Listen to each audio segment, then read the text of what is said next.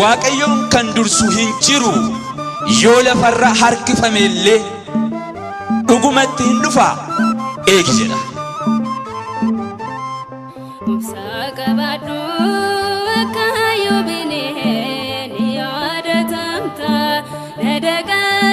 namoonni amantaadhaan jabaatanii fuula waaqayyoo yeroo hundaa dhaabbatanii waaqayyoo biraa deebii akka argatan dubbiin sagalee waaqayyoo nutti dubbata.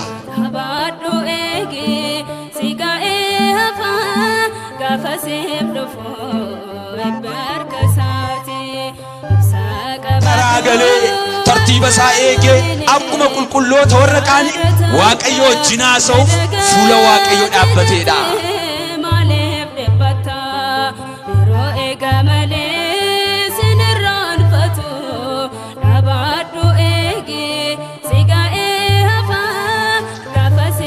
galata Iyyoob keessaan waaqayyo daawwaa fidee dhufe.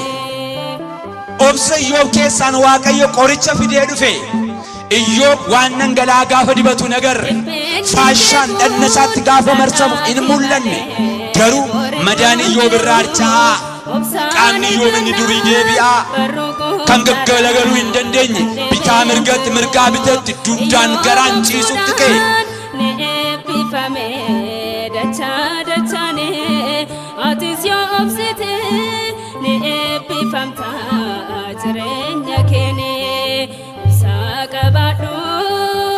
Kristinaa keessatti dadhabina akkasii agarra.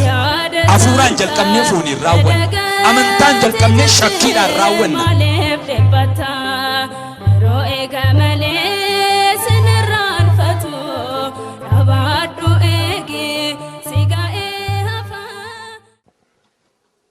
Maqaa Abbaa, maqaa Ilmaa, Hafuura Qulqulluu, sadan Waaqayyo tokko. Amiin. Maqaa Abbaa, Ilmaa, Hafuura Qulqulluu, sadan Waaqayyo tokko. Amiin. Kabajamoo Abbaa keenyaa Qomoos Abbaa Gabramadiin bulchaa Okaanis Ogganaa mana Kiristiyaanaa Qulqulleettii Maariyaam Gidoo ija Waaqayyoo kan taatan luboonni abbootiin koo utubaa mana Kiristiyaanaatiin kan fakkaatamtan daaqonoonni obboloonni dungoo mana Kiristiyaanaatiin kan fakkeeffamtan maatii Waaqayyoo abbooliif harmooliin dargaggoon shamarran akkasumas daa'imman fagoorraas dhiyoorraas iddoo qulqullaa'aa dhiiga fayyisaa keenyaa qoricha keenya Iyesuus Kiristoosiin bakka bitamee dirree qulqullaa'aa oobdii Waaqayyoo irratti kan walitti qabamtan maatiin Waaqayyoo hundumtuu nagaa Waaqayyoo akkam ooltanii akkam turtanii. Amiin. Nagaa fi gaariin galata Waaqayyoo hunduma keenyaa wajjin haa ta'u. Waaqayyoo abbaan keenyaa jaalala isaa ta'ee yeroo darbe hunduma isaa arjummaa isaatiin nu eegee jaalala isaatiinis nu bitee cubbuu keenyaa osoo nutti hin lakkaa'in dirree isaa qulqullaa'aa keessatti argamnee akka sagalateeffannu nu taasiseera. Abrahaamii wajjin eebbaan akkuma ture Yisaaqii wajjinis akkuma aarsame Yaaqoob duukaa akka ari'atame Musee wajjin galaana Eertiraan akkuma here Iyyaasuu wajjin saba Israa'eliin ceesisee bakka dhaalaa akkuma isaaniif hire horaan qaraani'oo fayyisaa biyya lafaa Gooftaan keenya Iyesuus Kiristoos jaalala isaa ta'ee iccita macaafa qulqulluu akka nu ibsuuf gidduu keenyatti argamee akka nu barsiisuuf jaalala abbaa keenyaa nuuf haa ta'u.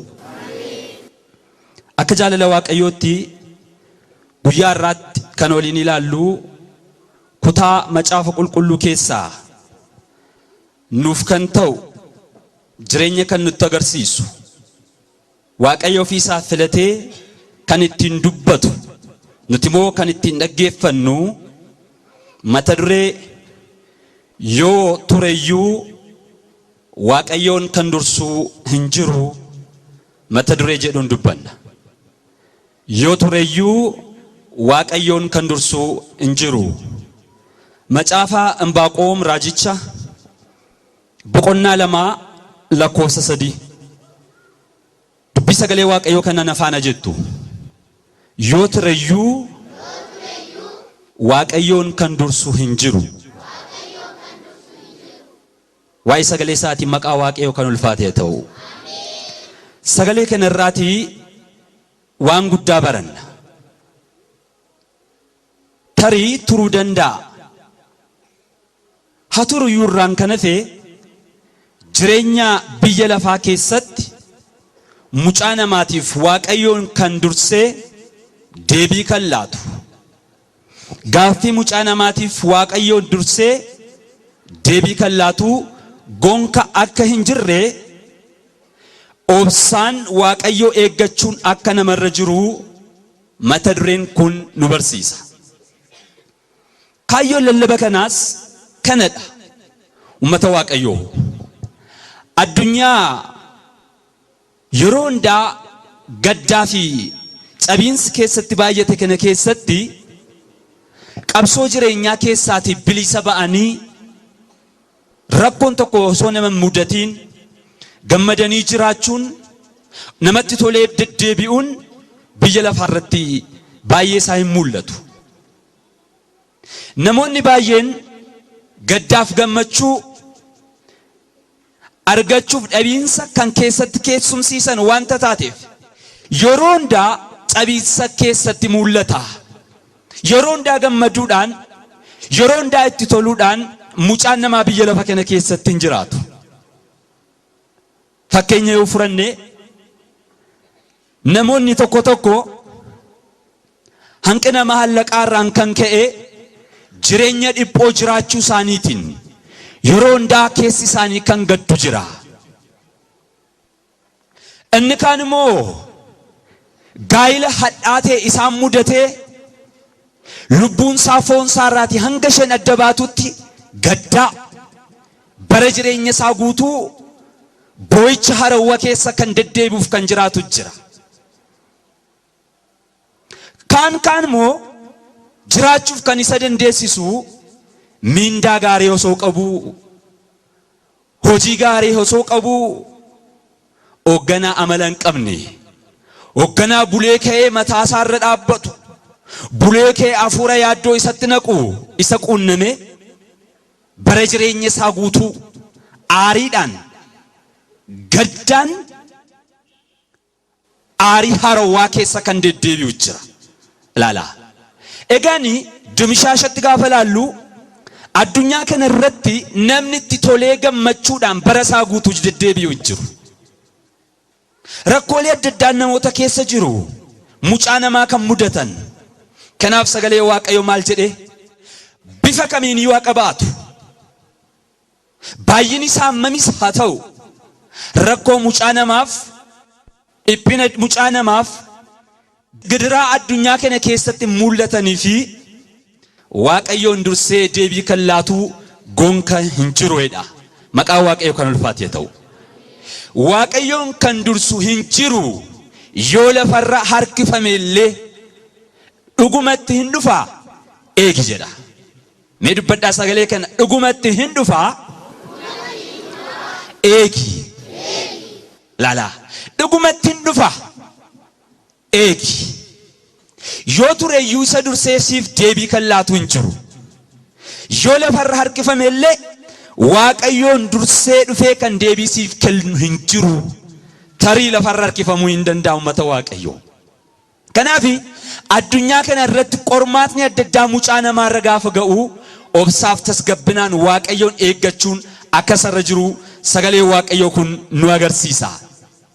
Keessumatti dubbii hafuuraatti namoonni gaafa jajjabaatanii deddeebi'anitti gidiraa baay'ee keessa deebi'ama. Rakkoolee qormaata adda addaa keessa deddeebi'ama. Kun immoo dirqama kiristaanaati. Kiristaanni tokko eenyummaan isaa kan inni mul'atu gidiraa keessa darbuudhaan, cabiinsa adda addaa keessa darbuudhaanidha. Kan cabee darbee akka biyya lafaatti yoo ilaalle fakkeenya furanne qodaa mana keessaa yoo cabee abbaa qodaa sanaatiif, abbaa meeshaa sanaatiif kisaaraadha malee bu'aa miti.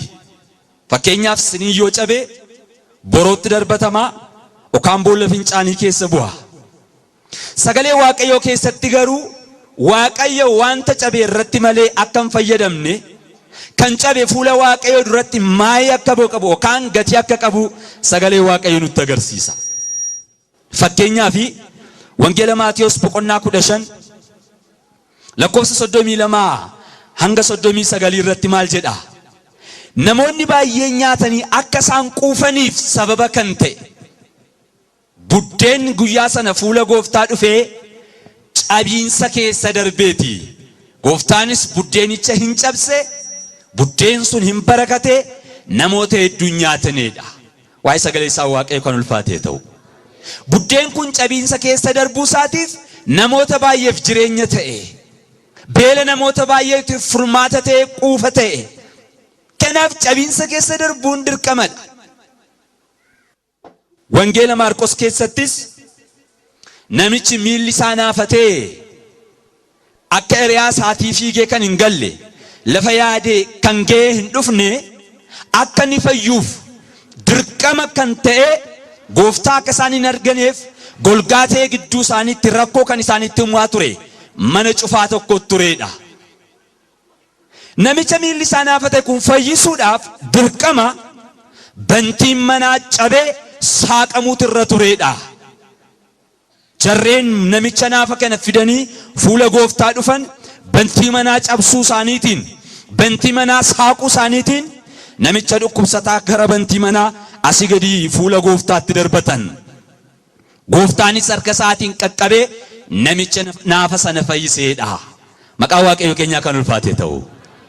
Fayyuu namicha miila naafa kanaaf sababa kan ta'e cabiinsa bantii manaati. Kana qofaa miti. Wangeela Luqaas boqonnaa 7 lakkoofsa 36 irratti urgooftuu yookaan shittoo gatiinsaa mi'aa ta'e fooliin nuuf keessaatti qabu urgaa'ee addunyaan marri akka itti gammaduuf dirqama bilqaaxxiin shittuu sanaa cabuutu isarra ture.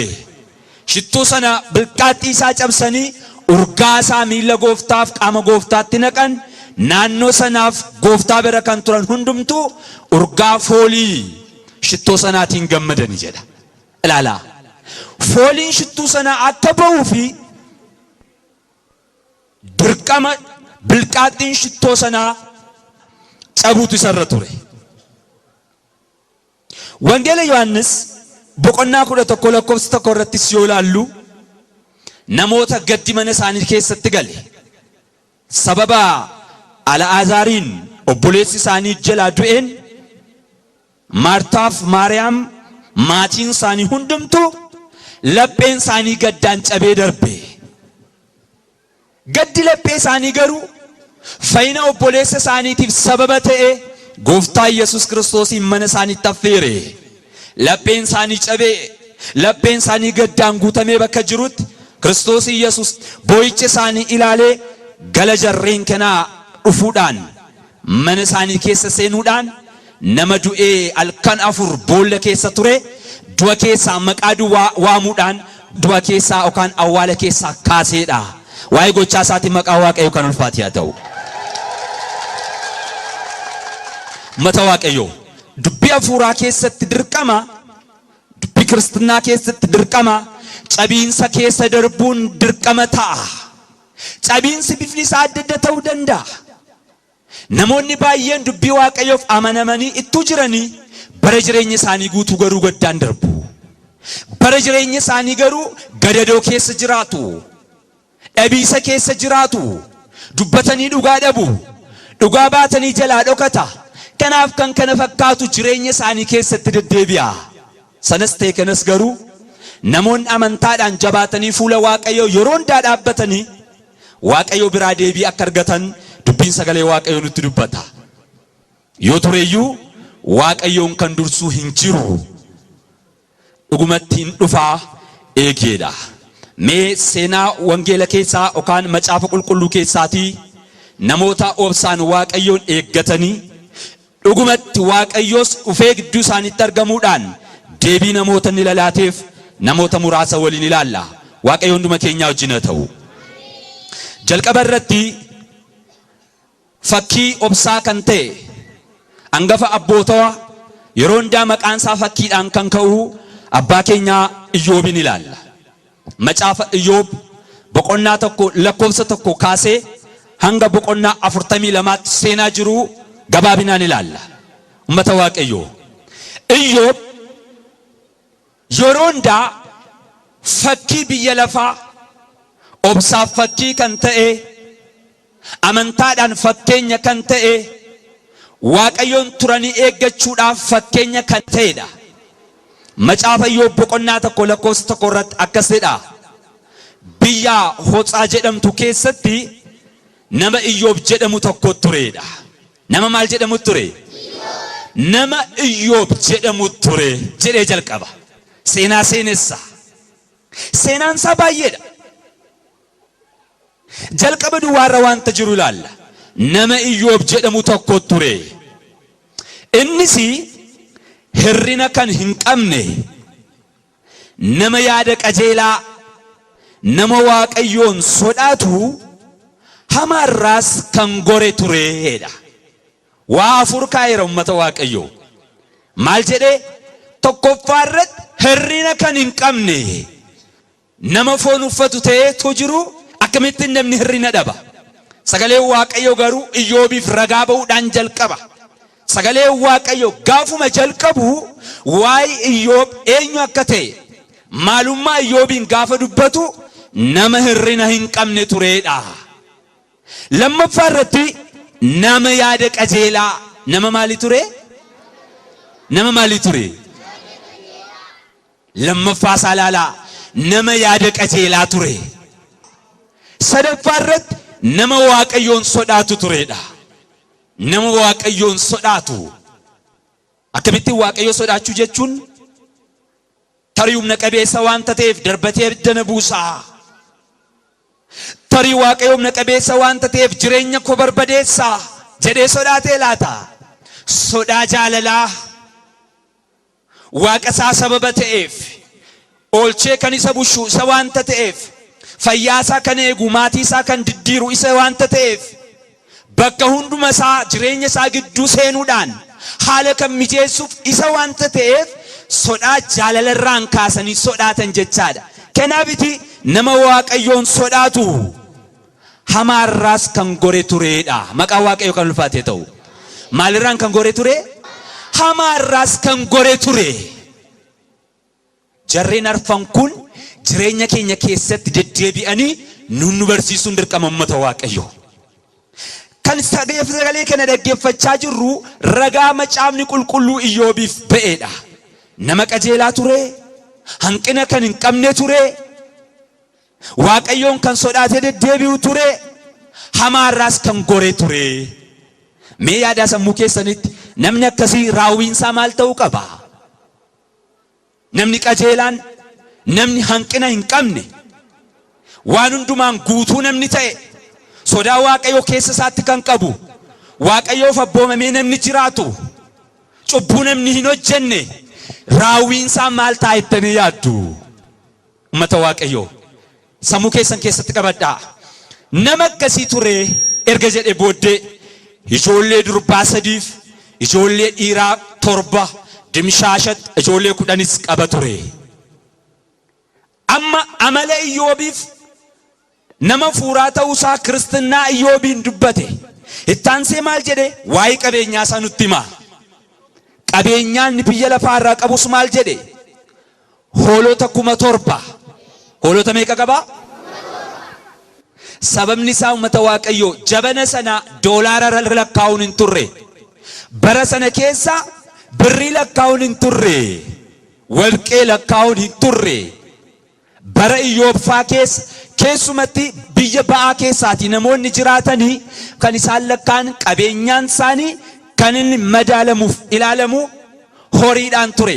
Kanaaf maal jedhee hoolota 7,000 qaba ture. Gaala 3,000, qotiyyoo cimdii 500, harree dhaltuu 500 qaba ture. Waa'ee qabeenyaa isaa nutti himaa jira laala. Qabeenyaan Iyyoob jabana isaa keessatti isa kan gitu hin turre. qabeenyaan guddaan gaaladha, qabeenyaan guddaan qotiyyoodha, qabeenyaan guddaa hoolota turan wanta ta'eef qabeenyaa isaa kenna lakkaa'ee fi kaa'ee macaafni lafaa kee miti uummata Waaqayyoo. Badhaadhina isaa agarsiisuuf, qabeenyaa isaa agarsiisuuf, nama mamiyaan makka ture, nama guddaa akka inni ture agarsiisuuf kana hundaa dubbate. Kana booddee ijoollee 10 qabeenyaa amma kana lafa inni qabatee jiraatutti ijoolleen isaa 10 kun dabareedhaan mana obboloota isaanii keessatti deddeebi'uun mana obboloota isaanii keessatti ol affeeranii nyaata nyaatu dhugaatii sin dhugu turanidha. Eessatti ol affeeraa turanii? Mana obboloota isaanii. Ijoolleen dhiiraa warri 7 nyaataaf dhugaatii qopheessuudhaan, ijoolleen dhiiraa warri 7 waan dhugamu qopheessuudhaan dabareedhaan mana obboloota isaanii dhaqanii nyaatanii dhugu. Warri durbaa waan qopheessan hin qaban. Affeerraa kana irratti garuu hin hirmaatu turanidha. Maarree Iyyoob affeerraan kun erga dhume booda ijoollee isaa walitti qabee tarii lafa nyaatanii dhugan kana keessatti Waaqayyoo isaanii gaddisiisaniiru laata? Darbaa haasa'aniiru laata? Waaqayyoo mufachiisaniiru laata jechuudhaan ijoollee isaa waame eebbisaa. Waa'ee ijoollee isaatiis Waaqayyoo fuulduratti aarsaa dhiyeessaa, ijoollee isaas qulqulleessaa turedha. Waa'ee isaa maqaa Waaqayyoo kan ulfaatee ta'u. Iyyoob adeemsisaa dubbii hafuuraa keessatti bishaataa ta'uusaa hamma kanatti nutti agarsiise. Kana booddee gaaf tokko akkas ta'e jedhee jalqaba. Macaafa Iyyoob boqonnaa 1 lakkoofsa 6 irratti gaaf tokko akkas ta'e jedhee jalqaba. Ijoolleen Waaqayyoo fuula Waaqayyoo dhaabbatanii, lafa ijoolleen Waaqayyoo dhaabbatanitti fuula Waaqayyoo, namoonni Waaqayyoon abdatanii kan deddeebi'anii ergamoonni Waaqayyoo tajaajilaaf fuula Waaqayyoo gaafa isaan dhaabbatan seexanis fuula Waaqayyoo dhaabbate jedha. Gargaarsaaf laata? Waa'ee namootaa Waaqayyoon kadhachuuf laata? Waaqayyoo bira araaraaf eebba fuudhee namootaaf laachuuf laata? Seexanni kan inni dhaabbatu garuu fuula Waaqayyoo dhaabbatennis taraa galee tartiiba isaa eegee akkuma qulqulloota warra qaanii Waaqayyoo wajjin haasa'uuf fuula Waaqayyoo dhaabbateedha. Ummata Waaqayyoo seexanni fuula Waaqayyoo kan inni dhaabbate Iyyoobitti himata banuudhaaf. Iyyoobiin maal gochuudhaaf? Himatatti banuudhaaf. Yeroo hundaa dubbii hafuuraatti gaafa dhaabbannu, yeroo hundaa dubbii hafuuraatti gaafa jaabannu seexanni himata nurratti bana. Seexanni karatti nu rukutu, karatti nu dogongorsu, daandii qajeelaa irraa karaa nuti itti deebinu bulee kee halkaniif guyyaa boqonnaa isaa dhabee nurratti mala. Seexanis fuula Waaqayyoo dhaabbate. Waaqayyo sittiin jedhe seexanaan eessaatii dhuftaa jedhee gaafate. Seexanis deebiseef addunyaa mararra naanna'an ture, biyya lafaan daawwadhee ittiin jedhe. Waaqayyos deebisee seexanaan akkamii garbicha koo Iyyoobin agarteere? Eenyuun agartee? Garbicha koo Iyyoobin agarteere? Ummata Waaqayyoo sila macaafatu ragaa ba'aa fi ture Iyyoobiidhaaf. Amma garuu Waaqayyoo ragaa ba'aa jira. Seexani fuula Waaqayyoo gaafa dhaabbatutti erga biyya lafaarra naanna'aa turte ta'e agartee taaree garbicha koo Iyyoobin. Nuti garboota eenyutti laata kiristaanota? Waaqayyo dhuguma isin garboota kooti nuun jedhaa laata? Garbummaan kan nu qabate, garbummaan kan nu bite anaaf isiniin maal laata? Waaqayyo Iyyoobiif ragaa ta'e. Iyyoob garbicha kooti. Anatti amanatee nama deddeebi'u, anaan amanee nama jiraatu, hanqina nama hin qabne, nama qajeelaa, sodaan koo laphee isaa keessa kan bulee nama deddeebi'u kun garbicha koo ta'uu qaba. Garbummaan kan hin bite anadha. Kooluu kan inni galee jiru ana biradha. Irraan kan hafe namni adda biraa garbummaan biteen jiru. Kanaaf garbicha koo Iyyoobin agarteettaattiin jedhe. Eeyyee argeera. Seexanii deebise. Amma ragaa Waaqayyoo dhaggeeffadhaa.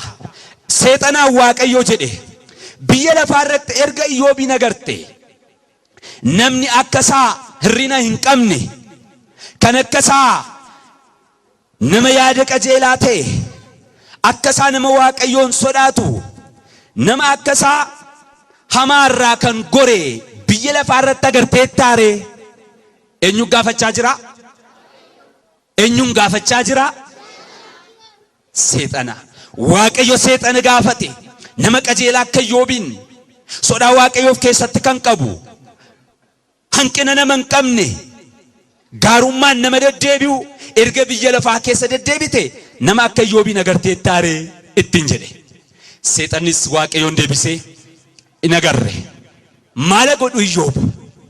Qabeenyaa isaa eebbistee dallaa taatee marsitee fayyaa isaa laattee fi ijoollee isaa eebbistee wanta inni harka isaatiin qabee hunduma isaa waan eebbistee fi maaliif nama qajeelaan ta'u?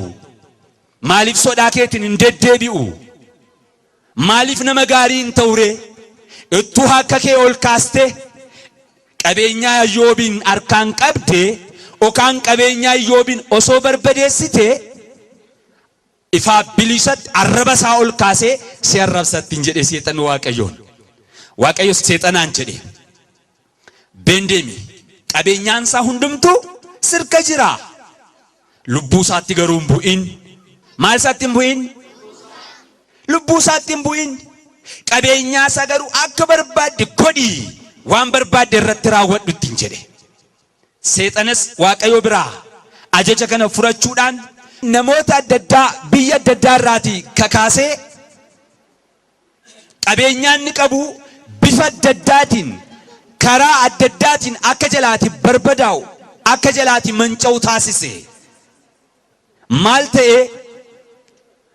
Qotiyyoon Iyyoob qabu 500 harroonni isaa bakka tokko ta'anii osoo isaan dheedanii namoonni biyya Saabaa jedhaman dhufanii tiksoota billaadhaan qalanii barbadeessanii qabeenyaa Iyyoob harrootas qotiyyoolee hunduma isaanii hooffatanii jalaa furatanii deemanii.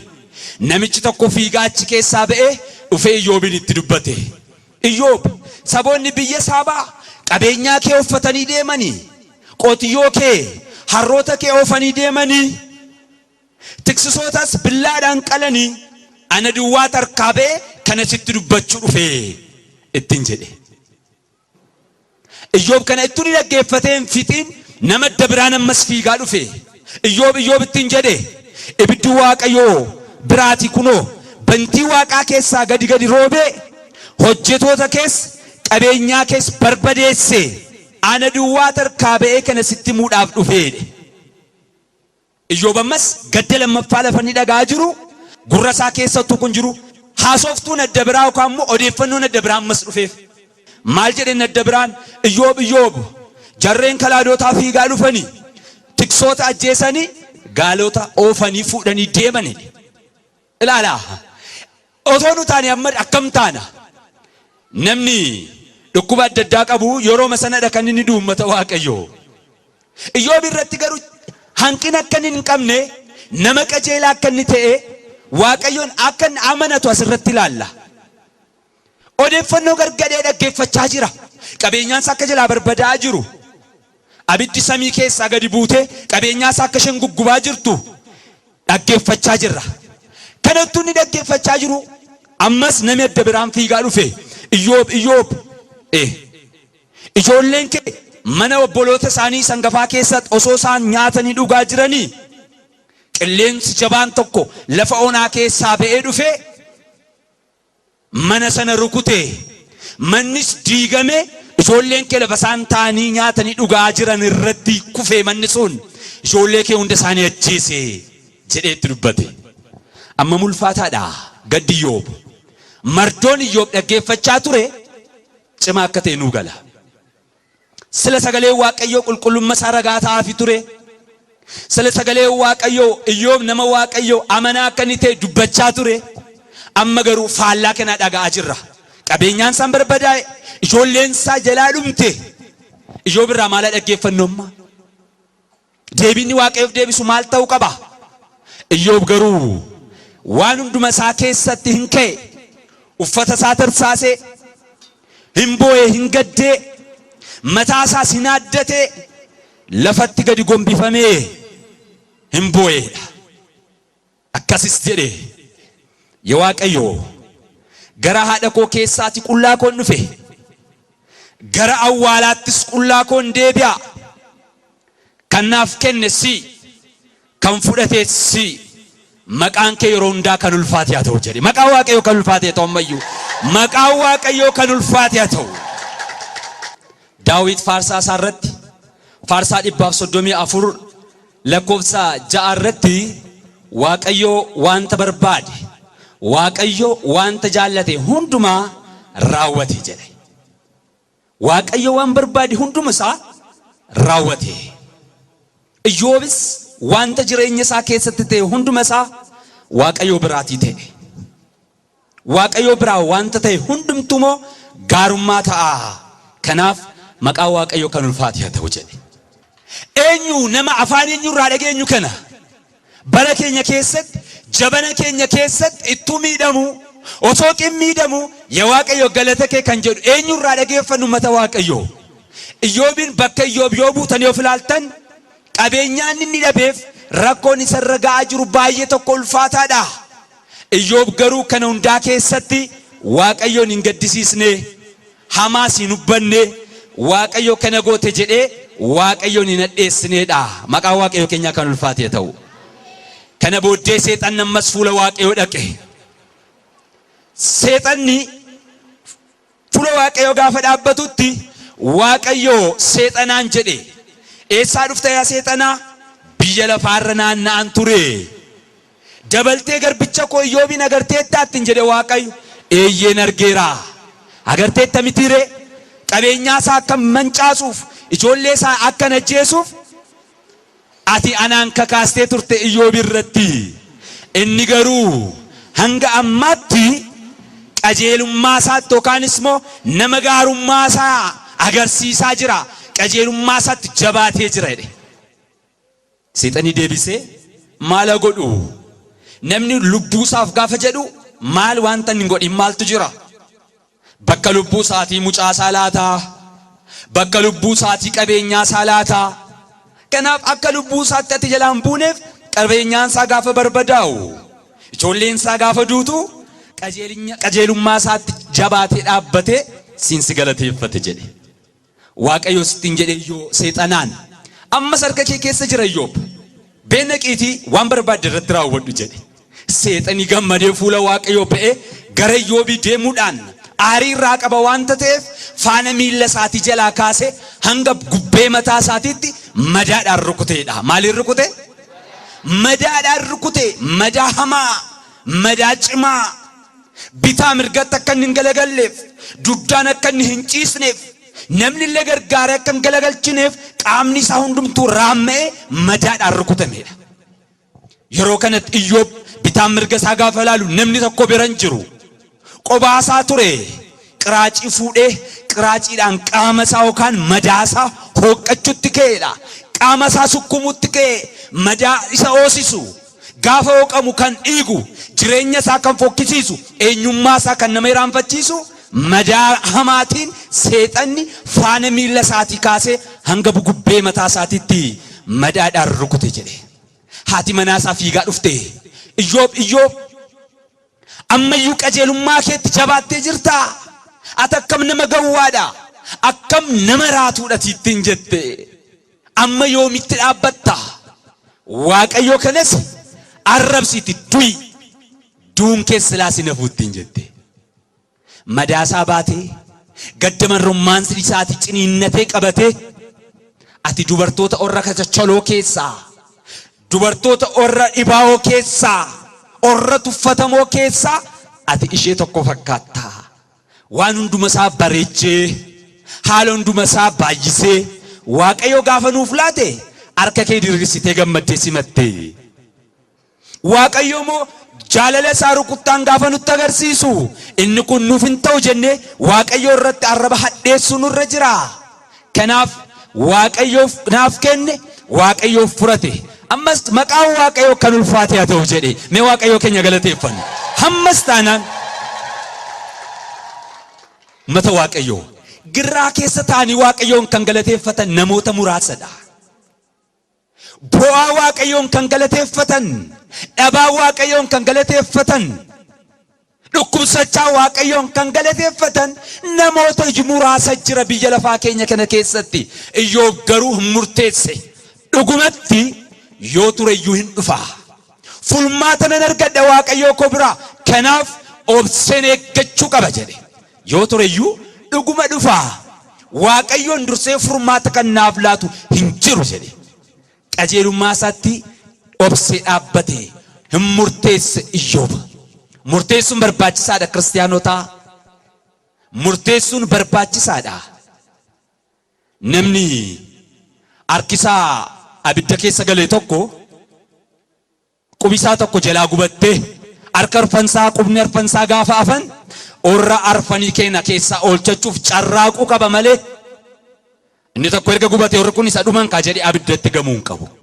Murteessuuf tajaajila keessaa baasuudhaaf miti qubni tokkoonsaa kan gubate qubni arfansaa kan jalaa gubate qubni tokko yoo hafte ishee hafte sana abidda keessaa baasuuf carraaquu qaba malee uummata Waaqayyoo erga jalqabee naa raawwatu kana booddee gatii maalii naaf qabdi kunis jedhee quba isaa ishee haftee abidda keessatti hin darbatu. Kan akka godhu jira? Kan akka godhu jira hoo? Hin jiru. Sababni isaa qubni tokkoon kun hin gargaarti. Tarii gurra isaatti nooqqata yoo inni kaan dhibe. Gurri isaa gaafa hoosisitti nooqqata. Kana caalmaatti moo maaltu beeka? Guyyaa gaafa gaa'ila isaatii qubeelaatti dirachuu hin danda'a. Dubbii hafuuraa keessattis gubadheera si'a tokko qubni koo arfan gubataniiru, ijoollee koos dhabeera, qabeenyaan koos barbadaa'eera, seenaan koos xuraa'eera. Kana booddee an maaltu naaf ta'a? Of ajjeesu yookaanis moo of barbadeessu? Akkuma na jalqabeetti anaanis na furatee adeemu. Waaqayyo kana arrabseen du'a hin jenne Iyyoob. Laphee Iyyoobiif laate Waaqayyo hunda keenyaaf nu arjoomu. Waaqayyo Iyyoobii wajjin akka haasa'een fagoorraati eriyaa sadii qaba ture. Hiriyoonni isaa Iyyoobiin waa'ee isaa dhagaanii jajjabeessuuf dhufanii. Namoota meeqa dhufe? Namoota meeqa dhufe? Hiriyoota Iyyoob. Hiriyaa jedhamanii gadda isaa hirmaachuudhaaf, duukaa boo'uudhaaf, gorsuudhaaf, jajjabeessuudhaaf namoonni sadii dhufanidha. Garuu ta'anii jajjabeessuu mannaa ta'anii madaa isaatti cabeessu. Boo'icha isaatti ammeessu. Iyyoob tarii Waaqayyoon gaddisiisteetta taati mee qalbii jijjiirradhu. Iyyoob osoon beekin hojii keetiin yookaan arraba keetiin Waaqayyoon gaddisiisteetta ta'a mee qalbii kee jijjiirradhu jedhanii madaasaa jalaa tuttuqu turanii. Yoo tureyyuu Waaqayyoon kan dursu hin turre. Jireenya Iyyoob keessatti, gidiraasaa keessatti, maatii isaa dhabee, haati manaa isaa gantee dhiistee deemtee, qabeenyaa isaa keessaa harka duwwaatti hafee, maqaan isaa xuraa'ee, hiriyoonni isaa isa gaddisiisanii, gidiraa baay'ee keessa gaafa inni darbutti Waaqayyo samiirra taa'ee ilaala. Eessa taa'ee ilaala? Waaqayyo jireenya Iyyoob keessatti ni ilaala. Boo'icha Iyyoob keessatti ilaalaa jira. Tarii uummata Waaqayyo jaalala isaa waan gaarii yookaan oolmaa gaarii nu horuu duwwaadhaan miti kan inni nu mul'isu. Waaqayyo ibidda keessatti jaalala isaa hin mul'isa. Waaqayyo balaa konkolaataa keessaa nu hambisuudhaan jaalala isaa nuuf mul'isa. Waaqayyo gadadoo keessatti nu darbatee achi keessatti jaalala isaa nuuf mul'isa. Waan gaarii qofa hin eeginaa. Gaafa nyaattanii quuftan, uffattanii isinitti miidhagu, hojii gaarii gaafa argattan, mindaa baay'ee gaafa lakkooftan, seenaa guddaa gaafa argattan, taayitaa aboo guddaa gaafa argattan qofa Waaqayyo na duukaa jira. Jaalala isaa naaf mul'isee hin jedhinaa. Gidiraa keessattis jaalala isaa mul'isa. Maal keessatti jaalala isaa mul'isa? Ijoollee sadanuu abidda keessatti duukaa darbatamuudhaan abidda keessatti jaalala isaa mul'iseera. Maqaan isaa kan ulfaatee ta'u. Abidda qofa keessatti mini. Gidiraa keessattis eenyummaa isaa agarsiisa. Iyyoobiin jaalala isaa agarsiisaaf jira. Waaqayyo sila ragaa ba'eef Iyyoobiif. Waaqayyo sila waa Iyyoobiin seexana fuulduratti labse. Eenyummaa isaa kan dubbate Waaqayyo amma Iyyoobiin qimmiidaa jira laata dhuguma.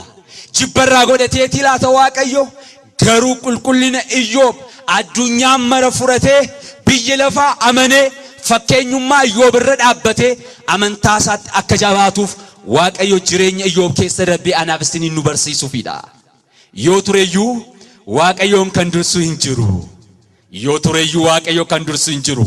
Waaqayyoos girraa baay'ee booddee, rukuttaa baay'ee booddee, gadda baay'ee booddee Iyyoobiin haasofsiise. Iyyoob girraa keessa taa'ee galateeffate isiniin jedheera. Arraba isaatiin waaqayyoon hin hadheessine jedha. Waaqayyoon ittiin jedhe kan naaf laates kan furates si'i, maqaan kee ulfaatu. Kan naaf laate kan harkaa furates si'i, waan garaa kee moo raawwadhu jedhe. Iyyoob abboota isaa darbanii, Iyyoob kanaan dura gurra isaatiin waa'ee waaqayyoo gaarummaa isaa dhaga'aa ture. Jaalala waaqayyoo dhaga'aa ture. Waaqayyoo dhukkubsataa miti. Waaqayyoo isa abdii kutee miti. Du'aa boolla keessa akka inni kaasu, lubbuu akka inni itti dhaabu, nama gidduu akka inni deddeebi'u, akka waaqayyo hojii akkasii hojjechuu danda'u Iyyoob gurra isaatiin dhaga'aa ture. Maarree maal jedhe? Macaafa Iyyoob boqonnaa 42 lakkoofsa 1 irratti Iyyoob gaafa dubbatutti akkas jedha. Ani kanaan dura waa'ee kee gurra kootiin hin dhaga'aa ture. Arra garuu iji koo si agarte. Laala. Kanaan dura maaliin hin dhaga'aa ture? Gurra koon waa'ee kee dhaga'an ture. Arra garuu iji koo si agarte. Gaarummaa kee irratti mul'isaa jirta. Gaafa nuuf ilaalu eenyu qoricha osoo hin dibiin, eenyu madaa koo osoo irraa hin xaragi hin haxaayin, madaan irraati harca'ee Iyyoob qaama isaa ijoollummaa isaa argachaa dhufe maqaa waaqayyoo kan ulfaatee ta'u qulqullina isaatti deebi'aa jira. Galata Iyyoob keessaan waaqayyo daawwaa fidee dhufe. Obsa Iyyoob keessaan waaqayyo qoricha fidee dhufe. Iyyoob waan dhangala'aa gaafa dibatu nagarre, faashaan dhanna isaatti gaafa marsamu hin mul'anne. Garuu madaan Iyyoob irraa harca'aa, qaamni Iyyoob inni durii deebi'aa, kan gaggalagalu hin dandeenye bitaa mirgatti mirgaa bitatti duddaan garaan ciisutti kee bakka dhukkuba isaa keessaa ol ka'ee dhaabbate. Iyyoob ammas hanqina isaa keessatti yookaan dhabeenya isaa keessatti waaqayyo isaa kan galateeffachaa ture. Ammas waaqayyo seenaa isaa gaafa haaromsu waaqayyo isaan gaggalateeffate, gooftaa isaa hin galateeffate. Waaqayyoos Iyyoobiin kan gaddisiisaa turan hiriyoota isaatiin ittiin jedhe, isin garbicha koo Iyyoobiin baay'ee gaddisiistani, waan baay'ee irratti haasoftan, waa'ee isaa baay'ee labsitan, hin hamattan, laphee isaa madeessitani. Iyyoobis anis isinitti gaddeera. An akkan dhiifama isiniif taasisuuf gara Iyyoob dhaqaa, harka fuudhaa, hoolota 7, saawwa 7 fuudhaa dhaqaa Iyyoob biratti aarsaa isiniif dhiyeessu. Iyyoob waa'ee keessanis akadatu anaan, anis kadhata Iyyoobiin dhaga'een cubbuu keessan isiniif dhiisaa. Maal keessan isiniif dhiisaa? Kadhata eenyu dhaga'ee? Maqaa waaqayyoo kan ulfaatee ta'u. An kadhata Iyyoobiin dhaggeeffadheen cubbuu keessan isiniif dhiisa. Baay'ee yakkitaniittu. Kanaaf harka fuudhaa dhaqaa Iyyoobiin dhiifama gaafadhaa jedhe. Fuudhanii Iyyoob bira dhaqan. Iyyoobis waa'ee isaanii hin kadhate, waaqayyo jarreen sanaafis dhiifama isaaniif taasiseedha. Yoo tureyyuu waaqayyoon kan dursu hin jiru. Waaqayyo yeroo makanatti maal godhe? Qabeenyaa Iyyoobii, fayyaa Iyyoobii dachaa godhee deebise. Iyyoob kanaan dura ijoollee 10 qaba ture. Ijoollee 10 deebisee fi seenaa isaanii garuu dachaa godhee labseef biyya ba'a biiftuu keessatti akka ijoollee Iyyoobiin kan miidhagan, ijoollee Iyyoobiin kan gitan hin turre. Iyyoobis dhala argee hanga dhala afaffaatti argee gaddisaaf gidirasaa booddee waggaa 140 jiraatee addunyaa kana irratti darbeedha. Maqaa waaqayyoo keenyaa kan ulfaatee ta'u. Seenaa Iyyoobiin kana fakkaata uummata waaqayyoo. Jireenya keenyatti gaafa finnu waaqayyoon dursee Iyyoobiidhaaf qabeenyaa kan ta'e hin turre. Hiriyoonni isaa hidhii isaanii xuxan irraan kan hafe horii walitti buusanii mana yaalaa hin geessine. Horii walitti buusanii qabeenyaa isa duraanii deebisuu mitiiti. Muraasa isaallee akka inni furatee argatee qabeenyaa qaba jedhee ittiin jajjabaatuuf waan xiqqoo ishee yaannee fi waaqayyoon dursee Iyyoobiif qabeenyaa kan ta'e hin turre. Waaqayyoon dursee Iyyoobiidhaaf fayyaa kan ta'e hin turre. Waaqayyoon dursee Iyyoobiidhaaf zayita kan ta'e hin turre. Gadda Iyyoob keessatti Waaqayyoon dursee Iyyoobiin kan jajjabeesse hin jiru. Yoo tureyyuu Waaqayyoon kan dursu hin jiru. Jireenya keenya keessattis kan mul'atu kanadha. Tarii qabeenyaa hedduu qabaatanii turanii harka isaanii duwwaafanii leexaa isaanii mana kan ta'an namoota baay'ee jiru. Nuti qubatti qabna. Kun kana booddee naman ta'u. Eessaa kaa kun kana booddee jireenya maal ergata kun kana booddee hamma inni nutti qoose amma inni maqaansaa biyya lafaa irratti labsame dabareen kan keenya waa'ee keenya labsamaa gidiraasaa dubbatamaa iyyummaasaa labsamaa fi dadhabinaasaa dubbatamaa fi jedha biyyi lafaa. Waaqayyo garuu obsaan kan isa eeggataniif gidiraa keessatti turanii Waaqayyoon kan eeggataniif yoo tureyyuu bakka isaanitti deebisuuf amanamaadha. Iyyoobiin bakka ganamaatti isa deebise, jireenya isaatti isa deebise, qaama isaatti isa deebise, horii isaatti isa deebise, eenyummaa isaa ganamaatti deebise. Waa'ee isaa addunyaan marri akka haasa'uuf Waaqayyo isa taasiseera. Fayyummaan qulqullootaa jedha. Qulqulloonni fayyummaan isaanii nama biraa osoo hin ta'in Waaqayyo biraatii jedhamee faarsaa Daawit irratti akkuma barreeffame. Fayyuun qulqullootaa, daawwaan qulqullootaa namoota biraa miti, Waaqayyo biraati jedha Daawit. Eenyu biraati fayyuun qulqullootaa? Qorichi qulqullootaa eenyu biraati? Waaqayyo biraa eeggachuu qaba. Kanaaf yoo tureyyuu Waaqayyoon kan dursu hin jiru. Lammaffaa irratti seenaa nama baay'ee jireenyi isaa fakkiinuuf ta'u tokko agarra. Namni kunis Yoosefidha. Yoosef ijoollee Yaaqoob keessaa isa 11ffaadha. Abbaan isaa bara dulluma isaa keessa kan argate baay'ee kan jaallatu ture. Yoosefis abbaa isaatiif in ajajama.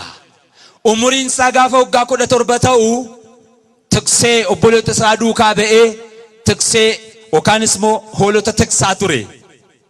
Maarree yeroo hundaa xinnummaa isaatti kaasee hafuura Waaqayyoon kan jabaate waanta tureef dubbii Waaqayyoo waanta gadi fageenyaan beekuuf Waaqayyo yeroo hundaa bifa adda addaatiin mul'ataan Yoosefin haasofsiisaa ture. Mul'ata argu kana immoo obboleessa isaattis abbaa isaattis hin dubbata ture. Obboloonni isaa sarratti naafu. Abbaan mul'ataa hin dhufe kunoo. Inni abbaan keenya baay'ee jaallatu mucaan sooressaa. Nutoo ijoollee ormaati. Nutoo kana ijoollee abbaa buddeenaati. Siif abbaa keetti jechaatti qoosaa. Yoosef irratti waa'ee isaa baay'ee dubbatu turan. Yoosef garuu abbaa isaaf ajajamee mana keessattis alattis ergamaa ture. Maarree gaaf tokko maal ta'ee Yoosef obboleonni isaa lafa isaaniitti tiksummaa irratti bobba'anii jiranitti abbaan isaa fayyummaa ijoollee obboloota keetiif horiin kos akka isaan fayyaa ta'an dhaqi ilaali jedhee gaafa inni ergutti fagoo irratti ilaalanii inni gammadee obboloota koon ergadhee fayyichaan gaafa deemu isaan garuu kunoo abbaan mul'ataan dhufe. Yeroo hundaa nu bobeessa keessa keenya nurraati adda inni jireenyi isaa kanaaf kottaa hin ajjeesna jedhanii obbolaa isaanii irratti mari'atanii. Obbolaan bara obboleessa isaa irratti ka'ee jirudha. Bara keenya keessattis kenna mul'ata kiristaanotaa. Namoonni baay'een obboloonni isaanii osoo isaan beela'anii quufanii kan ofirratti balaqamantu jiru. Obboleessa keenya illee ajjeessu. Waan fedhe yoo ta'e obboleessa kaasnee boolla keessatti illee darbanna. Yookaan ofirraa fageessina. Malee hin ajjeesnu jedhee. Dhugumayyuu hangafa waanta ta'eef gaddee obboleessa isaanii fuudhanii qarshiitti jijjiiranii biyya ormaatti gurguratanii. Eenyuun gurguratanii? Yoosef maal isaanii ture? Obboleessa isaanii. Obboleessa ofii horiitti jijjiiruu. Obboleessa ofii qarshiitti jijjiiruu. Addunyaa mara irratti kan ilaallu kanadha. Horii ergannaan obboleessa isaa ajjeesuuf kan qophaa'e baay'ee jira. Taayitaa argachuuf obboleessa isaa irratti kan ka'e hedduu jira. Jireenya maatii isa namaa balleessuuf funyoo buddeen obboleessa isaatii kutuuf kan qophaa'ee jiru addunyaa kana mara irratti kan ilaallu jireenya akkasiiti. Obboleessa isaanii gurguratan. Yoosefis gurguramee biyya ormaa deeme. Biyya ormaa gaafa deemutti Yoosefin kan bitu horii kaffalee kan fudhate geggeessaa waardiyyaa mana Fara'oon keessa kan hojjechaa ture Phixfaaraa kan jedhamu ture. Himbite mana isaa keessa kan tajaajilu Yoosefin taasise. Yoosef amanamummaadhaan mana gooftaa isaati yookaan mana Phixfaaraa keessa hojjeta. Akkamittiin hojjechaa ture? Amanamummaadhaan. Akkamittiin deddeebi'aa ture? Amanamummaadhaan. Yoosef gaafa mana Phixfaaraa keessa galu kaasee Waaqayyo mana Phixfaaraa eebbise. Waaqayyo Yoosefin duukaa tureedha. Waaqayyo wajjin ture. Yoosefin duukaa ture. Yoosef gaafa ari'atamu Waaqayyo duukaa ari'atame. Waaqayyo Yoosef gaafa godaan duukaa godaanaa ture. Ansu duukaan ba'a simboqochiisas akkuma jedhee barreeffame. Seera ba'uu boqonnaa 33 lakkoofsa 15 irratti. Ansi duukaan ba'a simboqochiisas. Yoosefin duukaa Waaqayyo tureera. Yoosef biyya ormaan deema. Maatii koorraan adda ba'e. Obboloota koo na gurgure jedhee lafa inni gaddutti sagalee Waaqayyo nutti himu kan nutti agarsiisu. Waaqayyo isa duukaa beera waan ta'eef gammachuudhaan ba'e deeme. Maarree manni mootii isaatii sababa Yoosefin hin eebbifame. Qabeenyaan Phixfaaraa sababa Yoosefin hin baay'ate. Waaqayyo Yoosefin duukaa deddeebi'e. Yeroo kanatti simboolaatee fi ayyaana baay'isee fi Waaqayyo Yoosefiif Phixfaaraan mana isaa amanee qabeenyaa isaa hunduma isaa akka inni bitu akka inni geggeessu hangafummaadhaan akka inni geggeessuuf Yoosefitti kenne. Haadha manaa isaa duwwaan laanneef. Phixfaaraan mana gadhiisee biyya adda biraa deeme. Seenaa isaa beektu. Haati manaa Phixfaaraa Yoosefiidhaan affeerraa fokkisaa laatteef kunoo abbaan manaan koo mana hin jiru. Anis qophaa koon jira. Manni kunoo bilisa. Namni nu argus hin jiru. Ansi jaalladheera fedhii koo akkanaa guutuuf siin gaafadhaatti hin jette. Affeerraa ejjaa du'a boolla qottee fi kan inni keessatti ukkaamamu kan inni keessatti awwaalamu du'a qopheessitee fi affeerraa fokkisaa laattee fi Yoosef yeroo baay'ee irra deddeebitee gaafa gaafattu yeroo baay'ee irra deddeebee sagalee Waaqayyoon deebii laataa fi dhugumatti namni hin jiru naannoo keenyaa. Abbaan manaan keessa naannoo keenya hin jiru. Waaqayyo garuu gidduu keenya jira jedhe. Eenyu gidduu keenya jira? Waaqayyo garuu gidduu keenya jira. Dhugumatti namni nu argu.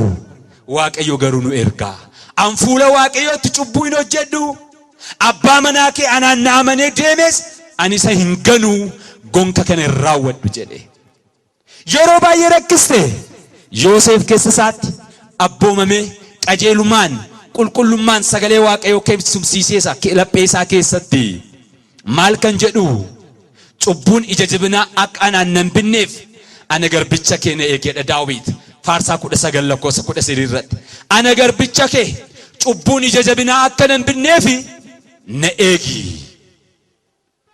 Ani yoon xuraa'e ittuun beeku cubbuu kana yoon hojjedhe saamunaa kamiinuu yoon miicadhe andoodeedhaan yoon of sukkuube xuriin sana irraan ba'u ana garbicha kee cubbuun ija jabinaa akka nan binneef na eegi jedhe.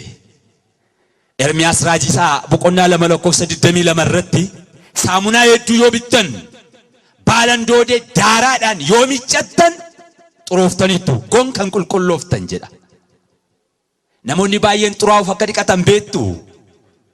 Cubbuu hojjechuuf akka isaan miiccatan beektu. Caatii qaamuuf qaama isaanii kan dhiqatan jiru. Saggaagaluuf qaama isaanii kan miiccatan jiru.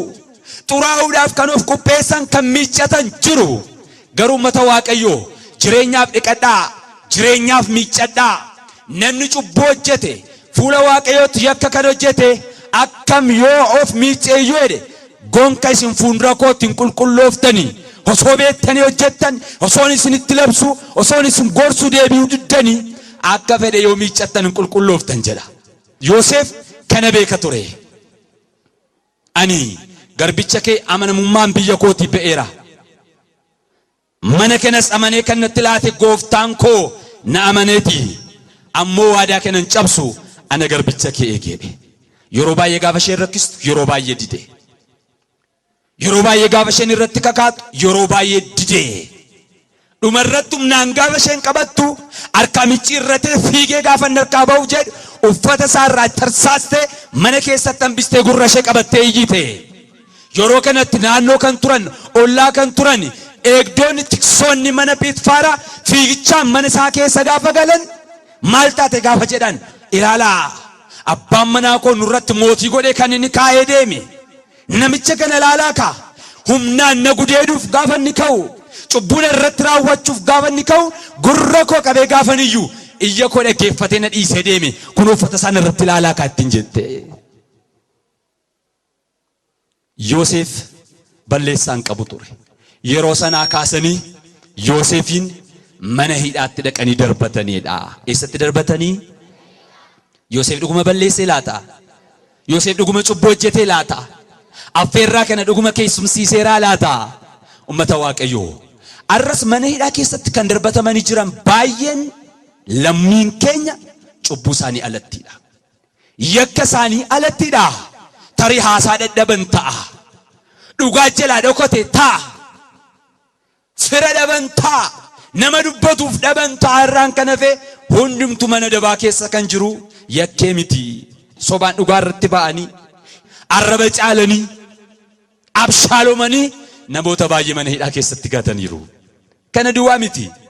Yoosef gaafa hidhame hidhamtoonni garboonni maatii mootii bakka isaan hidhamanittidha. Hojjettoonni mana mootii keessa lafa isaan itti hidhamaniif namni uummanni adda biraa lafa inni itti hidhamu adda adda ture. Yoosefinis hojjettoota mana mootii keessa lafa isaan itti hidhaman keessatti hidhaneedha. Adeemsa akkasii biyya keenya keessatti barame gaariidha. Namichi sangaatee, namichi makiinaa hatee, ijoolleen karameellaa saantima tokko hattee mana hidhaa tokko keessatti hidhamu. Mana dabaa jedhamee galamu. Mana dabaattuun ta'in mana shaakalaati manni sun. Mucaawwaa xiqqoo hatee lixee akkamittiin akka makiinaan hatamu, gommaan akkamittiin akka buqqa'u, sangaan akkamittiin akka hatuu danda'u shaakala addaa furatee ba'a. Kanaaf hundumtuu akka cubbuu isaatiitti akka balleessaa isaatiitti adabbii isaattuu fudhatee gaariidha. Yoosef yoo balleessuu baateeyyuu, Yoosef yoo yakkuu baateeyyuu akka nama yakkamaa tokkotti, akka nama badii dalage tokkotti asiif achi butaa kuffisaa kaasaa mana hidhaa keessatti dhaqanii darbatanii. Yoosef as keessa jiraachuun anaaf gaariidha. Achi keessa taa'es Waaqayyo isaa galateeffatee. Mana hidhaa keessa taa'anii namoonni Waaqayyoon galateeffatanii. Gaarummaaf nuuf ta'a jedhu. Maaliif nuuf ta'a? Maaliif nuuf ta'a? Gaarummaaf nuuf ta'a. Namoota Waaqayyoof ummata Waaqayyoo jecha kana yeroo hundaan dubbattu beektu. Egaa waan hundumtuu gaarummaadhaaf jedhama mitiiree jettu. Namicha isa hanna dhaqee ittuunnatu waraanamee mana qorichaa ciise dubbisuu dhattanii abbaa baluu maal godhure gaarummaaf hojedha jettu. Hanna dhaqee isa waraanamee gale sooba dhaqee yookaan haadha manaa namaa gudeeduu dhaqee achitti isa rukutamee mana hidhaa gale gaarummaadhaaf ittiin jettu. Sagalee Waaqayyo gaarummaaf kan inni jedhe beektu. Roomee boqonnaa 8 maal jedha? Akka sagalee Waaqayyootti namoota deddeebi'aniif yaada Waaqayyo kan raawwataniif waan hundumtuu gaarummaaf akka ta'e amanna jedhe. Akka sagalee Waaqayyootti namoota deddeebi'an yaada Waaqayyo namoota raawwataniif waan hundumtuu gaarummaaf kan ta'u. Orra akka Iyyoob, orra akka Yoosef jaalala Waaqayyo kan raawwatan akka sagalee Waaqayyootti namoota deddeebi'aa jiran isaaniif gidiraan isaan irra ga'u, dhiphinni isaan irra ga'u gaarummaadhaaf ta'a. Yoosef mana hidhaa keessa ta'ee gaarummaadhaaf hidhe. Yoo tureyyuu Waaqayyoon kan dursu hin jiru mana hidhaa kana keessaa garuu nan ba'a jedhe. Achi keessa taa'ee yoo tureyyuu kan isa dursu hin jiru dhugumatti moo hin dhufa nan eeggadha jedhe. Dhugumatti maal ta'a? Dhugumatti hin dhufa. Nama obsee Waaqayyoon eeggateef girraasaa keessatti, dhiphina isaa keessatti dhugumatti Waaqayyo hin dhufa. Fulmaata laachuudhaaf dhugumatti Waaqayyoon dhufa. As keessa taa'ee Waaqayyoon eeggadha jedhe. Mana hidhaa keessatti gaafa taa'u hidhamtoonni achi keessaa isinitti miira. Mana mootii keessa namoota tajaajilanidha. Sababa adda addaan kan hidhaman namoota lama turan. Inni tokko itti gaafatamaa buddeenii, inni tokko itti gaafatamaa dhugaatii tureedha. Achi keessa hidhamaniitu ta'anii gaaf tokko abjuu abjaatu. Lachuu isaanii abjuu isaanii nama isaanii fiiku gaafa barbaadan Yoosefitti himatan. Yoosefis abjuu lamaan isaanii hiike. Abjuun isaanii maal kan jedhuudha?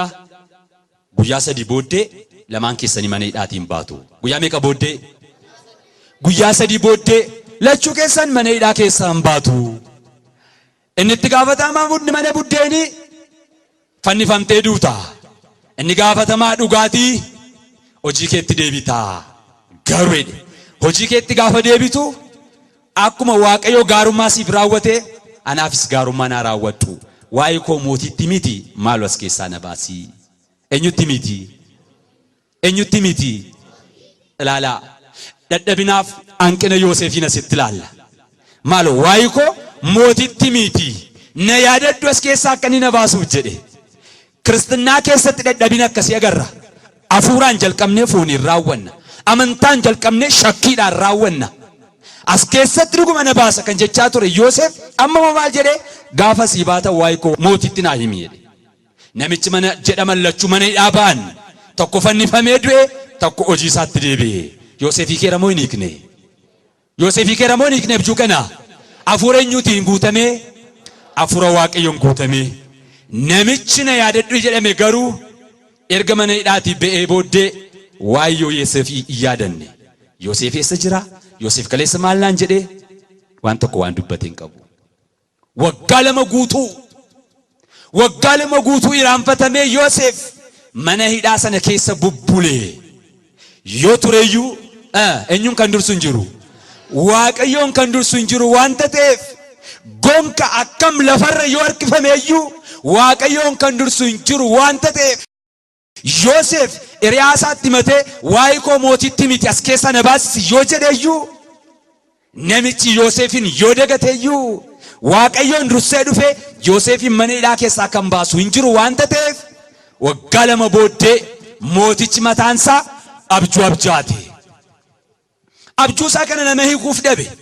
Bitaan mirga dubbatee ilaalee namoota hedduu waamsisee hin dubbate hiikaa abjuu isaatii dhabe. Yeroo kanatti namichichi yaa mootii waggaa 1000 mo'i mana hidhaa kana keessaa namni abjuu hiikuu danda'u nuufis abjoonne abjuu keenya hiikee hiikaan abjuu isaati moo sirrii kan ta'e hidhamaan tokko jira. Tarii abjuu kee kanaaf deebisii laata isa waamsisi jedha. Guyyaan nyuuf ga'uuf jedhama. Guyyaan nyuuf ga'uuf jedha. Guyyaa Waaqayyoo gaafa ga'u namichi kun waa'ee Yoosefii dubbateera waan ta'eef mootiin waa'ee Yoosefii dhaga'e kun Yoosefii mana hidhaa keessaatti iyyafatee waamsisee abjuu isaatti dubbate. Yoosefis abjuu namichichaa sirriitti hiikee abjuun hiikames hojiirra oole. Yoosefii mana hidhaa keessaatti baasee Yoosef funyoo morma isaatti kan ture warqee habli isa jedhamu morma isaatti harka isaatti funyoon sibiilaa kan ture quba isaaf harka isaatti biraasleetii yookaan qubeelaa warqee harka isaatti kaa'anii mana hidhaa keessaa tokkichaan baasanii Yoosefin teessuma warqee irra teessiseedha. Yoo tureyyuu Waaqayyoon kan dursu hin jiru. Mata Waaqayyoo akka fedhe lafarra yoo harkifame mana hidhaa keessaa ba'ee teessuma gaarii argachuuf qulqullummi isaa addunyaatti akka labsamuuf eenyummaan isaa akka dhugaa ba'uuf Yoosefiidhaaf Waaqayyoon dursee dhufee deebii kan laate jira. Jira ummata Waaqayyoo. Yoosefiif Waaqayyoon dursee dhufee kan deebii laate jira. Hin jiru.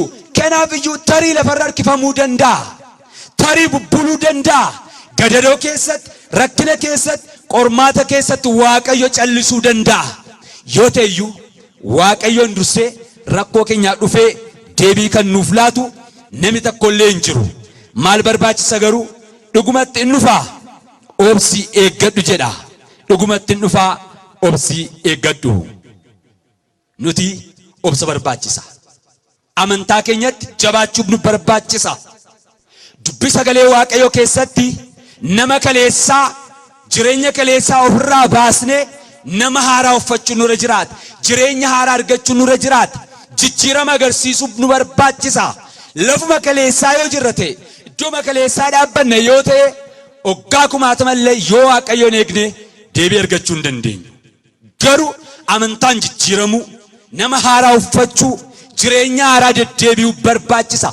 Iddoo kaleessaa teessu taatanii adabbii keessa dabartanii qormaata keessa dabartanii namuma kaleessaati isin yoo taatan deebiin dhufuu dhiisuu danda'a. Dargaggeessa amala gadhee qabu tokko ture. Harkisaa kan deemu harkinsaa kan deemu jechuun maal jechaadha? Maal jechuudha? Hattuu. Yeroo hunda hata. Yeroo hunda mana hidhaa deema. Yeroo hunda hatan gadhiisama. Mana hidhaa deema. Gaaf tokko hatee ammas qabamee mana hidhaa deeme. Poolisiin mana hidhaa sana eegu ilaalee aaree gubatee namicha sanana ati mana kana hin dhufin jennaan isin diddee inni istu ati hojii kee kana gubateetiin yeroo baay'ee hidhee gadhiiseera ati lammaffaa isin hin beekne isin kokka isin agarreen isin hin jenne gaafatti hin jedhu maalin godhereen an dhufuun barbaade poolisota isin jedhina qabeena fida jedhe callisanii fidaanii jiroo mana namicha kana amma dhufuun barbaade ammoo taanaan isaan garuu yeroo hundaa qabanii na fidu isa dhuma kana booddee hattee ergamteennaan sin balleessan sin ajjeesatti hin jedhe lammaffaa ijikoo akkasin agarree hojii kana irratti bobbaateennaan akka duutu barii an kana booddee siif obsan qabu jedhee gadhiisise. Gaafa inni gadhiisisu maal jedhe isinitti fakkaate? Gadi ba'ee boorsaa isaa keessa ilaalee horii dhabee aasaa siyaanaa qooqa siyaanaatiin bakka har'aan hojjenne wanta ta'e bor yoo gaafa hojjedhu siin bocca qaxannoo isheettiin jedhee dama. Bor maal hojjechuuf jedha? Bor maal hojjechuuf jedha? Hatuudhaaf jedha. Har'aan jiru bakka bor yoo hojjedhe horii xixinnoo isheen siin laadhattiin jedhee. Bor yoo maal hojjechuuf jedha jechuudha namichi kuni hatuudhaaf jedha jechaadha. Jijjiirama kan hin agarsiisne adabamee qimmiidamee hidhamee garafamee gidiraa keessa darbee achuma yeroo hundaa jireenya akkasii namoonni baatan jiru. Waaqayyo nuuf kan inni barbaadu jireenya keenya keessatti jireenya jijjiiramaa nama haaraa akka taanuuf nama waaqayyo akka taanuuf jijjiirama yeroo yerootti jireenya keenya keessatti akka agarsiisnuuf waaqayyo kana nurraatii barbaada. Nama jijjiiramee jiraatu waaqayyo nu haa taasisu. Mata waaqayyo. Egaani dimshaashatti gaafa ilaallu jireenya keenya keessatti wanti hedduun kadhannee lafarra kan harkifaman jiru. Barbaannee kan nuti hin arganne, kadhannee deebii kan nuti hin arganne, yaannee bira ga'uu kan dadhabne, abdii kunnee kan teenyu jireenya keenya keessatti obsaaf amantaan yoo waaqayyoon eegganne dhugumatti waaqayyoon dursee dhufee nuuf kan deebii nuuf ta'u hin jiru. Mana kiristaanaa keenyaas kan isheen nu barsiistu kanadha. Yoo tureeyyuu waaqayyoon kan dursu hin jiru garuu obsiti eegi dhugumatti dhufaa. Bakka jijjiirrachuun arra kiristaana ta'anii bol adda biraa ta'uun fulmaata hin ta'u. Obsaaf amantaadhaan dhaabbatanii waaqayyoon eeggachuun garuu waaqayyo biraatti deebii fida. Tarii turuu danda'a. Naalbaata turuu hin danda'a. Kiristaanonni immoo gidiraa keessa akka Iyyoobiin mana hidhaa keessa akka Yoosefiin turanii bulanii obsaan waaqayyo amanamaa amanatanii akka isaan turan sagalee waaqayyo nu barsiisa. Kanaaf ummata waaqayyo yoo tureeyyuu waaqayyoon dursee dhufee deebii kan nuuf laatu hin ta'eef obsaaf amantaadhaan dhaabbannee jabaannee mana waaqayyo keessatti deddeebinee cubburraan kan hafe gaaffii keessa keenya jiru hunduma isaa waaqayyo akka deebiitti nuuf laatuuf jaalala waaqayyo keenyaa nuuf haa ta'u. Waaqayyo sagalee san nu barsiise kanaan nu haa eebbisu. Firii 30 dhibba buufannee mootummaa isaa kan itti dhaallu waaqayyo nuuf haa taasisu. Wasbaat ለእግዚአብሔር